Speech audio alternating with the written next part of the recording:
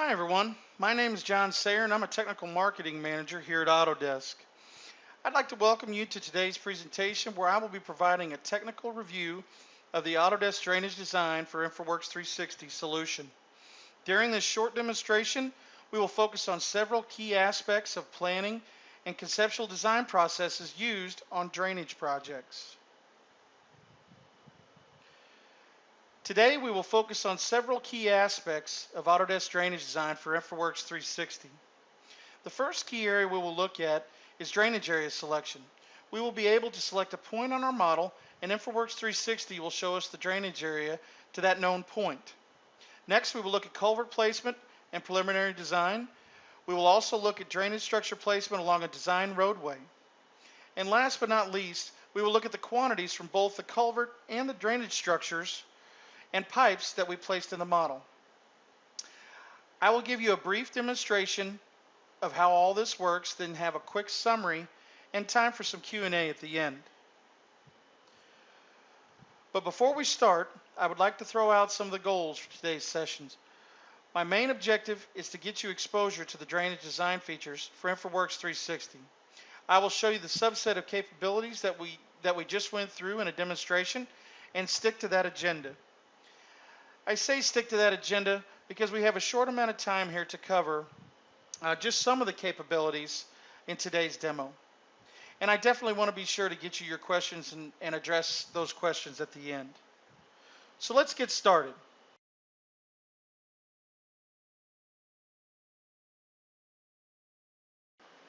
The project that we're looking at today is pretty straightforward. We've been tasked to find out how much water is draining to a specific location and figure out how much or how big of a culvert we would need to pass the flow coming to this point.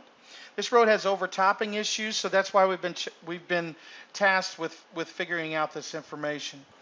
In case you were wondering, I gathered the initial model data from the Model Builder preview inside of Infraworks 360. It provided me the USGS DEM and an image in less than 15 minutes, so the time it took to gather the initial data was minimal. So I'm going to go ahead and create a drainage area or a watershed. So I'll select the point where everything flows to and select enter. Now while this is doing this in real time, I want you to think about how long it would take you to do this in the method that you've done it in the past. And I think that you'll be pleasantly surprised as to how fast that Infraworks 360's drainage design is going to actually show us our watershed. So at first glance, if I look here at my watershed, there's a main highway here, 65. I would have thought that everything would have been on this side of the road, but that is not the case in this instance. This drainage area goes way outside the boundary of where I would have actually thought that it would have been. So very, very quickly we're able to gather a watershed or obtain a watershed from the data that's here in our model. So now that we've got our watershed, I want to size a culvert underneath the road. So I'm going to select my road and I'm going to add culverts on my road, and it will automatically add a culvert where it sees that it needs one. Once the culvert is in, then we've got some things that contextually show up. We could see our pipe or our flared in sections on both sides. If we turn our surface opacity, or if we select our surface opacity button here, then we can actually see the pipe that's going underneath. Okay, well I know this pipe is not big enough, so there's some things that I can do with my watershed that will enable me to go ahead and size this culvert preliminarily to see what size I'm going to have. So I'm going to select my watershed, and I'm going to select my hydrology method. I have two different methods, rational and regression. We're going to use the rational method today.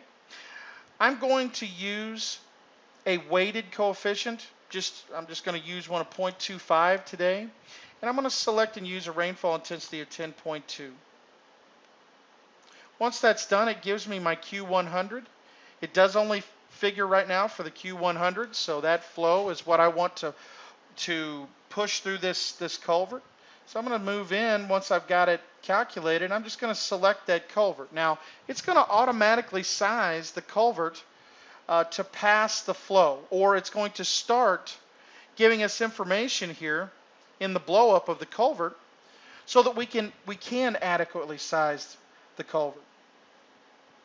So I know that 74 feet per second is too fast, and I know that my headwater depth of 19 feet is too high. So I can start to do a few things. I can add barrels. So I'm going to add another barrel very quickly onto this culvert. So I'm just going to pick barrels here, and I'm going to hit the up arrow, and it will add another barrel. Now, once that barrel is added, you can see that the upstream and downstream information has changed. So the velocity has changed, the headwater depth has changed, and we're starting to get down in the realm of what we want. Now, I can go up to 3 barrels. So if I add a third barrel, I'm now looking at a 2.7 foot depth and right at 25 feet per second. Okay, so what I'm trying to show you is that this is very quick and gives us very quick results as to how big that this particular culvert needs to be. So I can not only use circular culverts, but I can use box culverts also. All I have to do is change my shape to a box, and it will generate a box culvert for all 3 of the barrels that we've added. So now we're looking at box culverts, and you can see that the upstream and downstream information has changed once more. Now we can also grip edit with our arrows the size of these boxes. So I can drop that down to 120 inch by 120 inch, and it not only sizes this box, but it sizes all 3 of the barrels to the same size. If that's the size that we like, then we can look at our information that it gives us upstream and downstream, make sure that we're meeting the criteria that we need to meet, and we are ready to take this into Civil 3D and continue on with our design process of that culvert. Now, we're also going to look at this design road. I've got my culvert done here. I want to go ahead and take a quick look at this design road just so that you can see what's going on with it. This road itself does have a profile. All right, so if I select the road, I can look at the profile view, and this road has sags and crests for low points and high points inside of the road. So you can see that here in my profile view. So if we wanted to see what a preliminary design would look like for inlets and pipe, what we could do is select our road, right-click, and select Add Drainage Network. What it does is it throws in, according to our high and low points in our road, it throws in some pipes and structures. All right. Now, these spacing and the way that the conceptual design is done is controlled by a design criteria file that can be modified.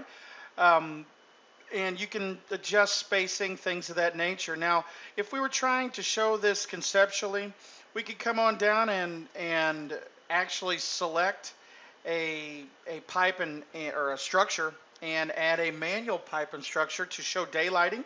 So I could come back and I could select pavement drainage, and I'll just zoom in here and I will pick one of my structures and we'll pan down and around and set the end of a pipe.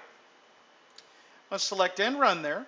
Now you can see that it does daylight right here. With our surface opacity, it makes it really easy to see that this pipe is draining away. So I can simply select the inlet that it sets at the end and delete it. And then I can manipulate this pipe to move it back and forth. Now, whenever this was being designed, this pipe is definitely going to have to come up and show itself as daylighting. So I can grab it and actually pull it back to where it would actually daylight, and then maybe just kind of raise it up just to show, so that the effect that you see conceptually is that it is daylighting. And again, like I said, we could move this up and down until we got it to where it would look correct. I'll go ahead and pull it back here just a little bit. Now we can see that we're daylighting, and we can see, if I lower it back down a little, that the pipe is actually draining. Okay, you can tell right there that it is draining. So the software itself will put the drainage pipes and structures in for you according to the low points and high points, and then we can add our discharge pipes where we think that they need to be added. Now this would actually be discharging back down to our drainage area for our culvert. So this would be a great conceptual design to start with.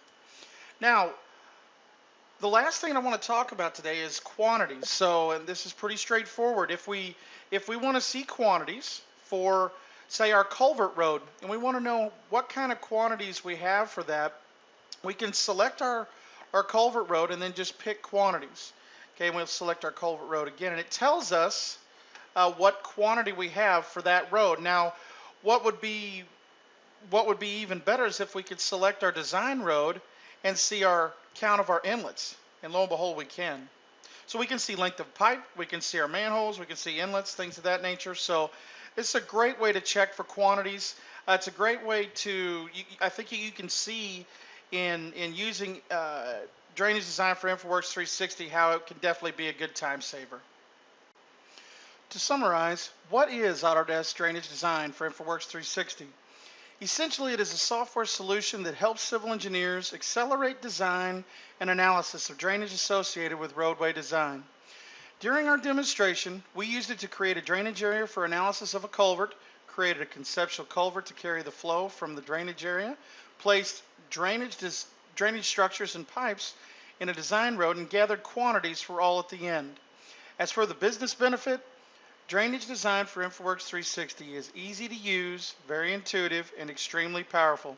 Its numerous features will enable you to speed the conceptual drainage design process as well as more quickly evaluate numerous design alternatives such that you can present your client the best drainage design concept possible.